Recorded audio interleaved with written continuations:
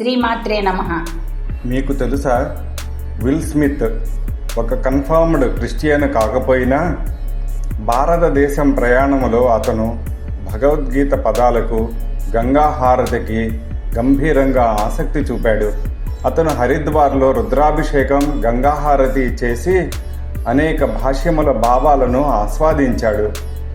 ఆయన Indian spiritual గురు సద్గురుతో కూడా కలుసుకున్నాడు. భారతీయ ఆశయాలను ఆయన జీవితంలో చేరదీసుకున్నాడు.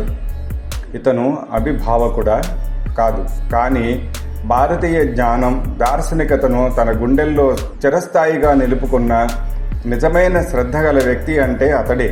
విల్ స్మిత్ ఒక ఫారినర్, కానీ మన సనాతన ధర్మ మూలాలపై మరింత అవగాహన కలిగి ఉన్నాడనేది మనం తప్పకుండా ఆనందించాలి.